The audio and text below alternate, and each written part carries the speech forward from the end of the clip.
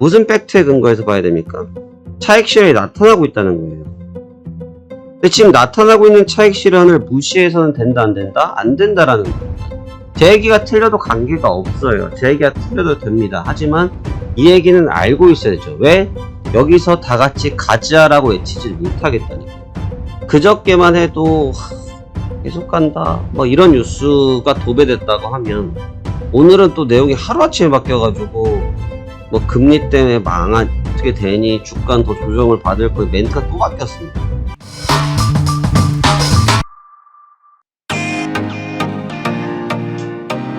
안녕하십니까, 화생왕 송대표입니다.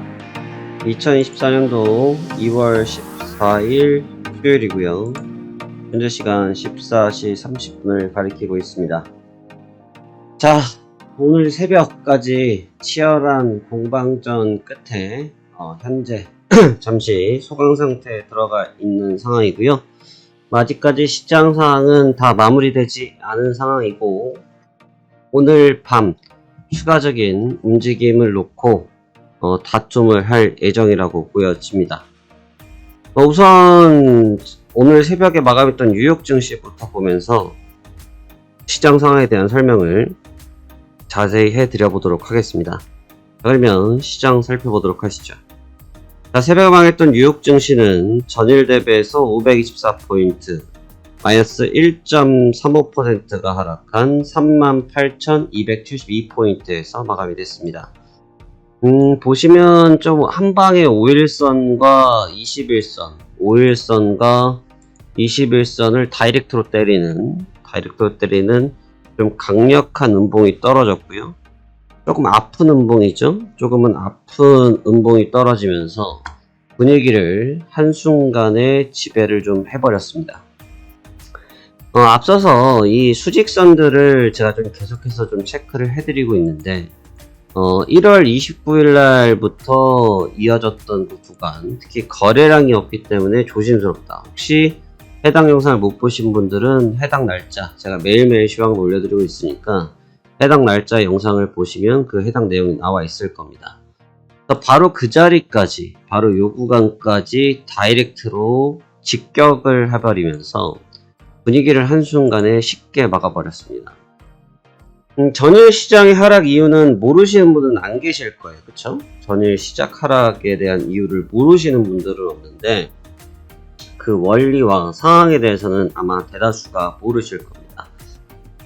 이미 어제도 말씀을 드렸었고 계속해서 말씀을 드리고 있는데 현재 뉴욕 증시 다우지수의 아주 크나큰 약점이라고 하면 모두가 사자 분위기로 해서 끌어올리는 것까지는 좋다 이거예요. 모두가 사자 분위기로 해서 끌어올려서 상승을 한 것까지는 좋다 이건데, 문제는 고점을 갱신하고 고가를 만들고 있음에도 불구하고 거래량이 나오지 않는 게 너무나 치명적인 약점이다라고 계속해서 설명을 드렸죠. 바로 그 부분들이 어제 부각이 되면서 거래량이 좀 발생이 됐고, 해당 구간들의 시세들, 특히나 한 거의 열흘 가까이 만들어졌던 시세를 단 한순간에 무너뜨려 버렸습니다. 주식이 이런 게 힘든 거예요. 주식이 왜 어렵고 힘드냐면, 그러니까 주식이든 선물이든 똑같습니다. 그러니까 주식이든 선물 똑같은데, 보시면 이런 거예요. 주식은 일단 상장이 되어 있잖아요. 주식은 상장이 되어 있단 말이에요. 그러니까 상장이 되어 있다는 얘기는 뭐냐면 유통 물량이 정해져 있죠. 유통 물량이 정해져 있어요.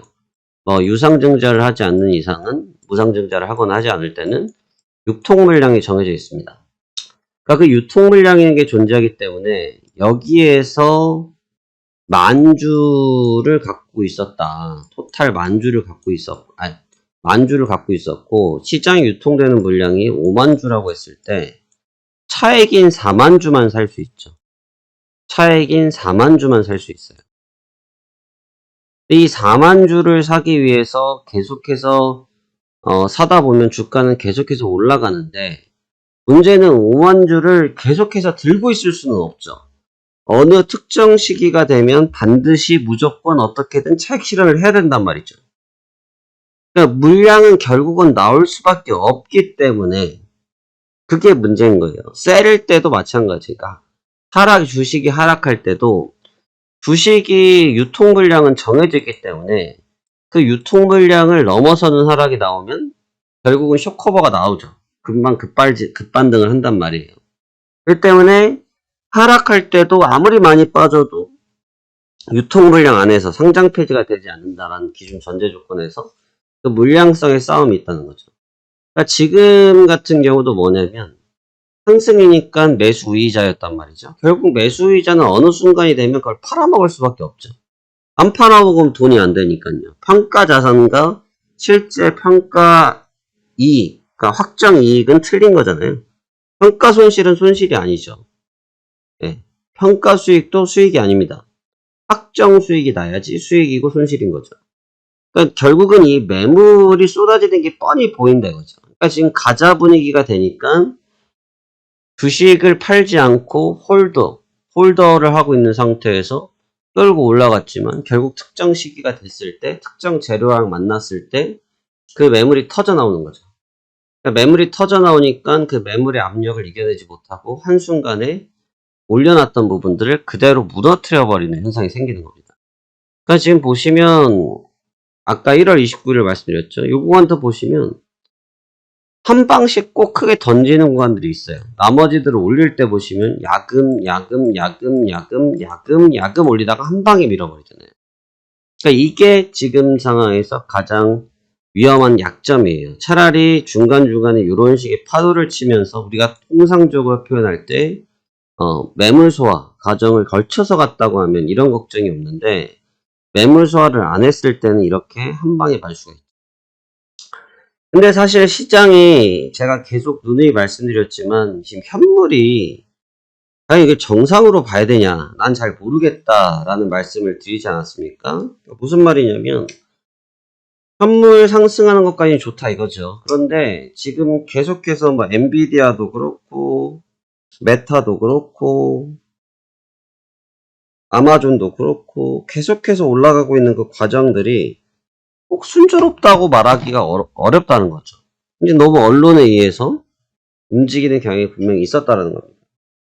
그러니까 지금 상황에서 나타났던 그러한 모습들이 결국은 어저께 매물 CPI 발표가 나타나면서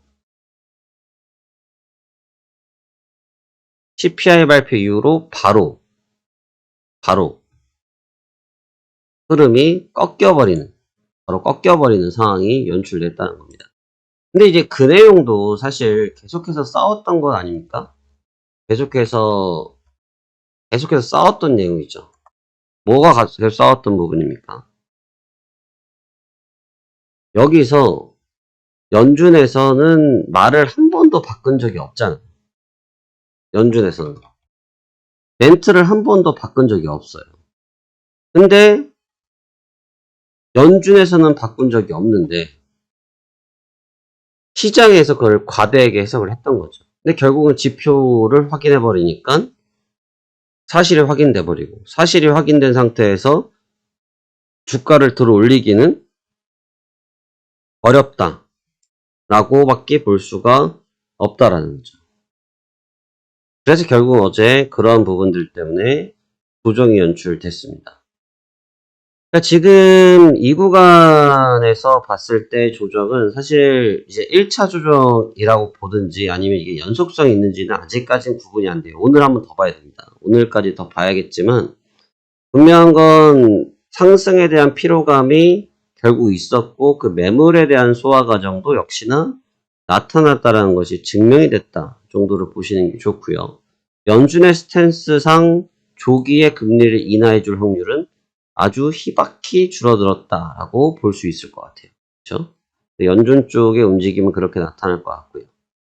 그래서 지금 어제 조정 부분에서 좀 여러 가지 좀 답안지를 좀 봐야 되는데 하나하나 살펴보도록 하죠. 먼저 국채금리를 좀 보도록 합시다. 국채금리를 보면 어제 10년물 국채금리가 급격하게 튀어 올랐죠. 급격하게 튀어 올랐고 어제 장 마감까지 랠리를 펼치면서 인베스팅 자료를 좀 같이 볼게요. 급격하게 때려 올리면서 4.3까지 도달을 했습니다. 이 4.3이라는 수치는 좀 의미부여가 많이 되는 자리죠. 왜냐면 이게 작년 12월 달 가격대예요. 현재 이 가격대 매치가 작년 12월 달에 있었던 구간입니다. 지금 4.3이라는 수치가. 요 구간대면 사실 연준에서 계속해서 금리로 압박을 하고 있었던 시기거든요. 그만큼의 주가가 지금 슈팅이 걸려버렸다는 거예요. 연준은 결국 금리 인하를 하긴 하겠지만 시기적으로 시장 사람들이 기다리고 있는 정도의 시그널은 안 줬다 정도로 보시는 게 맞죠. 결국은 이런 내용들이 하방 압력을 높일 수밖에 없다라고 보여지고 있어요. 근데 이제 중요한 건 이제 코멘트적인 부분. 그러니까 지금 보면 연준에서의 이런 멘트를 통해서 발설을 해줌으로써 주가의 조정을 받았던 구간이 뭐 이번만 있었던 게 아니죠. FOMC 때도 있었고요. 1월 초순에도 있었어요. 근데 이제 결국은 이제 그 구간들이 다 극복이 됐고 하락들이 극복이 되어버렸잖아요. 하락이 극복이 되면서 다 반등을 했습니다. 근데 반등을 왜 했습니까? 반등을 왜 했습니까? 라고 여쭤봐야 되는데 반등을 왜 한 이유는 너무너무나 간결하죠. 반등을 했던 이유는 사실 M7이라고 불리는 반도체 AI 기업들 이 종목들이 주가를 주도했기 때문에 주가가 올라갔단 말이에요. 특히 이제 어제 같은 경우도 굉장히 공교롭게도 엔비디아가 주가 움직임이 굉장히 재밌었습니다.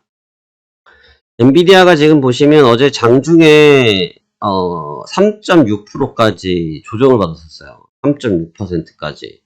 이제 종가가 플러스 마감됐습니다. 종가가 플러스로 0.49%로 마감됐는데 거의 바닥 대비해서 4%를 끌어올린 거죠.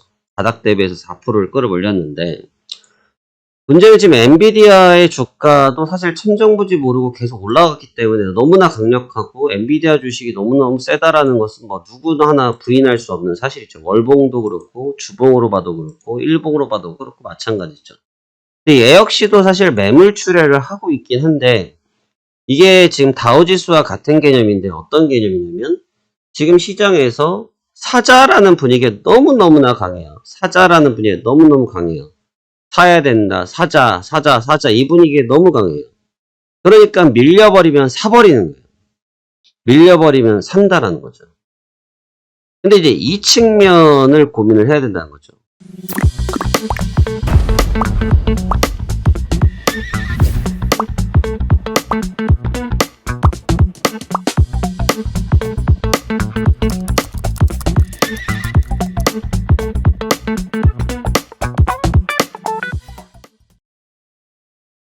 이 측면을 고민해야 된다는 거예요. 그러니까 왜냐면 주가가 올라오면 올라올수록 지금 계속해서 무슨 현상이 생겨요?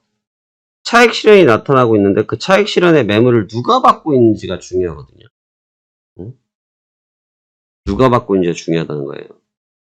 그러니까 지금 받고 있는 주체자들을 생각해보면 사실 이게 순수한 큰 투자자들, 기관 투자들이라 보긴 어려워요. 특히 계속해서 엔비디아 같은 경우는 리포트를 계속 내주는데 리포트 자체를 보면 뭐 계속 목표 주가를 뭐 800불을 본다, 뭐 계속 올라간다, 추가적인 상승을 보고 있다, 뭐 이런 리포트를 계속 내주더라고요. 근데 제가 어저께 BMR 하면서 설명을 드렸죠. 이 BMR을 보면서 죄송합니다. 비머이비징을 보면서 생각했던 부분들이 어떻게 하루에 1500% 올랐던 종목이 종가의 370%에서 끝나냐. 1200% 하루에 급락을 맞았어요. 비머이비징도 어저께 뭐 시가의 거의 100%가 뜨고 종가의 50%가 있으면 반토막으로 마감됐거든요. 상승으로 마감이 됐지만 이게 지금 정상적인 시세라고 보긴 어렵죠. 근데 얘도 엔비디아에 묶여서 움직였어요. 근데 알고 계셔야 될 게 뭐냐면 지금 메타도 그렇고요. 아마존도 그렇고요. 뭐 제가 엔비디아는 모르겠어요. 뭐라고 아직 언급드리기 좀 그렇고 이 종목들은 지금 나온 뉴스를 기반으로 설명드려야 되니까 제가 뭐 저희 추정으로 내드리기는 어려운 내용이니까 지금 베이조스 같은 경우 아마존의 설립자인 베이조스 같은 경우도 지금 20억 달러치를 팔았어요. 지난주에. 아마존 주식을 20억 달러치를 팔았다고요. 이게 지금 뭐 20억을 판 게 아니잖아요. 20억을 판 게 아니라고요. 물론 또 이렇게 말하면 그 사람의 주가의 가치가 얼마고 지분이 몇 프로인데 20억 달러 갖고라고 표현을 할 수 있는데, 문제는 20억 달러면 2조 6천억이에요. 2조 6천억이라고요. 현금화를 하고 있죠. 그리고 메타도 마찬가지예요. 메타도 마찬가지예요. 저크버그도 본인이 갖고 있는 자사주를 계속해서 올라올 때마다 매각하고 있어요. 이게 사실 이분들은 주식을 좀 팔아도 본인 지분율이 아직까지는 크나큰 문제가 안 돼요. 너무나 싸게 주가의 가치를 갖고 있기 때문에 최대 이익자죠. 아무리 주식을 잘해도 이 사람들보다 주식을 싸게 갖고 있지는 않아요. 설립자들이 아니니까. 그러니까 지금 메타도 마찬가지고 다 나타난 증상들이 뭐냐면 던지고 있어요. 이거 굉장히 이런 부분들은 우리나라 에코프로에서도 나왔잖아요. 그쵸? 그쵸? 보셨죠? 결과가 나왔었잖아요. 그러니까 이거는 제가 아까 앞서서 말씀드린 것처럼 주식의 사이클이란 말이에요. 시장의 유통 물량은 반드시 정해져 있어요. 시장의 유통 물량을 계속 늘리지를 못한다고. 유통 물량이 늘어나면 늘어날수록 주가도 올라가지 못해요. 통상적으로. 품절주가 돼야지 주식이 올라가는 거잖아요. 품절주가 돼야지만 올라간단 말이에요. 근데 품절주가 안 되면요. 품절주가 안 되면